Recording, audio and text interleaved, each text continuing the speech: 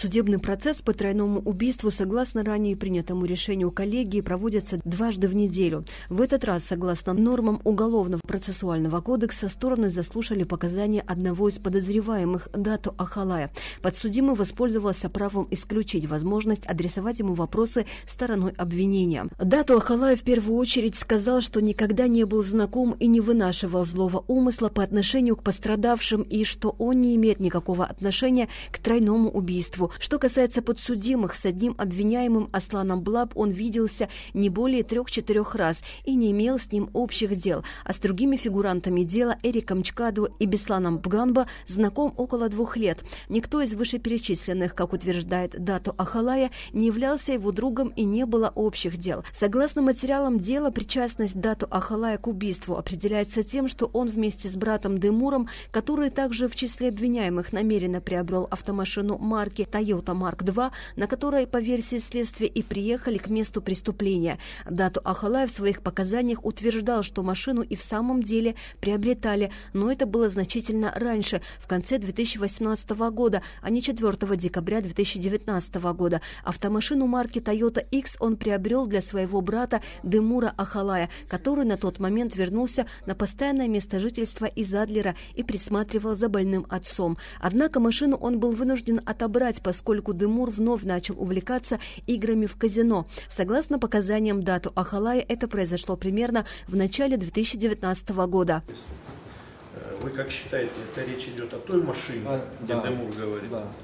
Приобреталась машина, за какую сумму она приобреталась? Я не знаю точную сумму, но что я помню, что 400 мне должны, что мне дали, я какие-то деньги снял на карманные расходы и ему отдал остальное. Сделай, говорю, купи себе там 2,0 или 2,5, потому что небольшой объем, и говорю, еще сделай права, потому что он без прав был.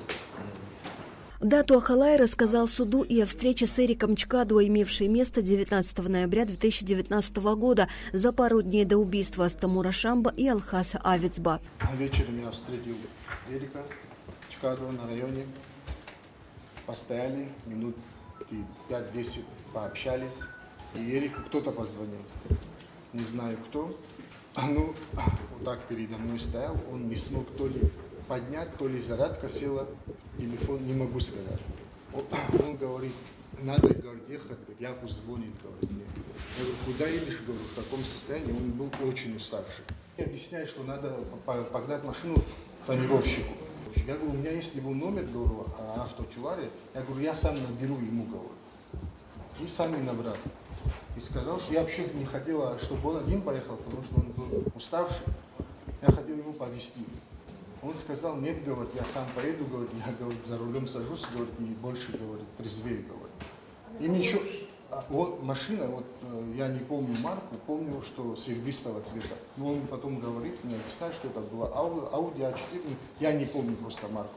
Мы еще после моего звонка минут 10-15 постояли, пообщались. Моего звонка кому? Чуларе.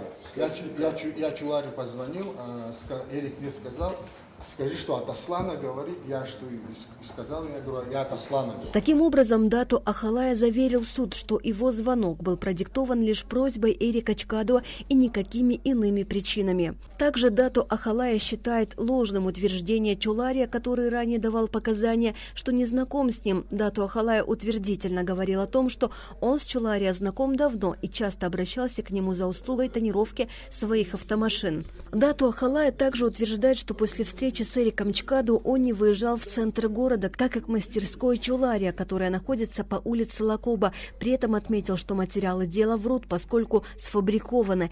Также подсудимый рассказал о том, что в рассматриваемый период времени в его доме находилась невестка Индира Тванба, которая ставила капельницы его супруге. Поэтому он чаще находился дома, поскольку присматривал за малолетним ребенком. О случившемся на набережной он узнал, находясь дома. Спустя примерно 5 минут минут. Несмотря на выходной, он выехал на работу, однако, не доезжая до места назначения, раздался телефонный звонок. Кто именно звонил, дату Ахалая не припомнит, однако утверждает, что ему сообщили о том, что необходимо открыть актовый зал, а ключи от помещения, по его словам, находились дома. По приезду домой, согласно показаниям дату Ахалая, необходимость возвращаться на работу отпала, поскольку актовый зал открыли его коллеги. Также дату Ахалая ответил на вопрос стороны защиты о госномерных знаках. Скажите, вот по госномерам, которые фигурировали на красном Hyundai Solaris 700, зарегистрированные на камеру Ашхара, что можете рассказать? Такие номера на самом деле есть, но я не помню, когда я эти номера передавал. На самом деле это если установлено, что эти номера, что стояли в Hyundai Solaris, только мог передать только я, больше никто. Я до сих пор не знаю, где эти номера находятся. Не знаю. Если кто-то передал эти номера, только мог передать я. Отвечая на вопросы стороны защиты, дату Ахалая рассказал, что после происшествия на набережной он виделся с братом Демуром и с товарищем Бесланом Бганба. На вопрос о том, требовалась ли Беслану медицинская помощь или заметил ли хромоту, тот ответил, что ничего подобного не видел. Никакого ранения, никаких медикаментов я ничего не видел. Как обычно ходил, раньше, как я его знал, так и ходил по квартире. Не хромал, ничего. Также дату Ахалая вменяют обвинения в обеспечении злоумышленников оружием. Ахалая уточнил, что владел лишь табельным оружием и никаким более. Однако в материалах дела есть противоположные показания свидетеля, гражданина Цвижба, который утверждал, что был оружейный схрон, в числе которых были боеприпасы и патроны дату Ахалая. «Моего там ничего не было и не могло быть», резюмировал Ахалая. А то, что там обвиняют якобы, что я обеспечил для совершения преступления там 4 автомата и боеприпасы, это не соответствует с действительностью. Никогда я в таком количестве оружия не имел, никого я не снабжал, никого не обеспечивал. Затем подсудимый рассказал, что, будучи задержанными после перевода в изолятор временного содержания в здании СГБ, он имел возможность официально встретиться с Цвижба, который сказал ему, что дать такие показания ему пришлось. Сторона защиты попросила прокомментировать показания свидетелей, которые опознали его темную куртку. Обвиняемый подтвердил, что следователи изъяли одну из его черных курток, однако опознание проходило без его участия, а очевидцы, опрошенные следователями, давали показания под давлением. Таким образом, он уверен, что опознание сфабриковано. Меня никто не опознает, мою куртку похожую опознают.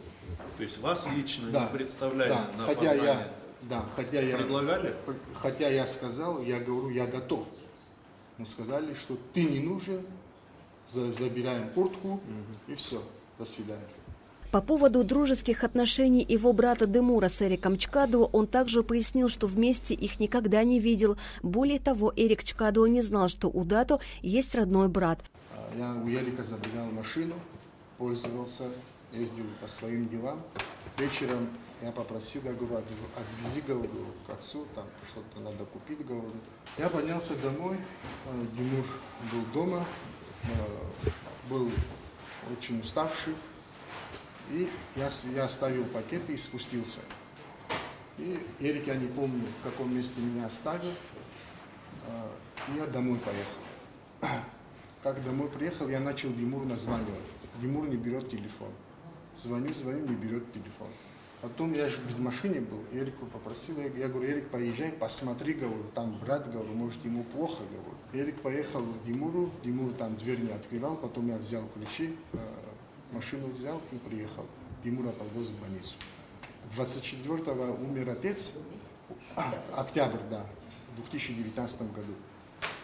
А Эрик был на плакании, он еще спросил, он говорит, у тебя брат есть, говорит, я не знал, говорит. Он узнал, что у меня есть родной брат. 4 октября. Из всего этого также дату Ахалая резюмирует, что материалы дела, указывающие на знакомство Эрика Чкадуо с Демуром Ахалая, так же, как и сами предъявленные обвинения, сфабрикованы. Материалы, составленные следователем, согласно которым вооруженный дату Ахалая в момент преступления, находившийся в непосредственной близости на тротуаре проспекта Леона, осуществлял контроль за обстановкой, также неправдивы. Более того, по его словам, сторона обвинения не представила ни одного вещественного доказательства, убийства. Вместе с тем он добавил, что была назначена молекулярно-генетическая экспертиза ДНК, а после допроса Цвижба он и вовсе отказался давать показания из-за недоверия к следствию. До 22-го пусть назовет свидетель, ДНК, экспертиза, что-нибудь. Можете назвать гособвинителя? Не можете, потому что не было такого. Потому что это все желание следствия.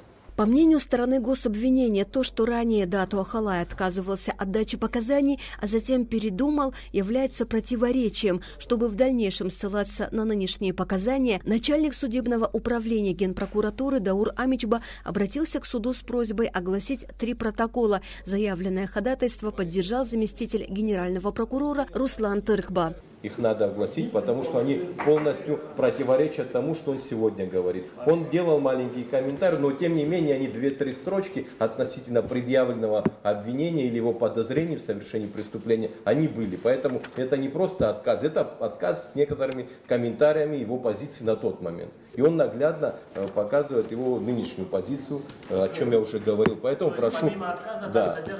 Да, определенные сведения, которые, а также поддерживаю ходатайство моего коллеги, отношение к предъявленному обвинению. Сторона защиты единогласно выступила против подобной инициативы. Судейская коллегия в ходатайстве гособвинения отказала, ссылаясь на то, что требования не подпадают под статью Уголовно-процессуального кодекса. Затем судьи задали уточняющие вопросы подсудимому. Интересовались тем, почему в день убийства он и его коллеги не находились на рабочем месте, почему ключи от актового зала хранились у него, и возникла необходимость присмотра за малолетним ребенком, если дома в это время находилась невестка. Также судьи интересовались тем, известно ли было ему о конфликте Эрика Чкадуа и Беслана Бганбы в СИЗО. Ахалай ответил на это, что об этом ничего не знал.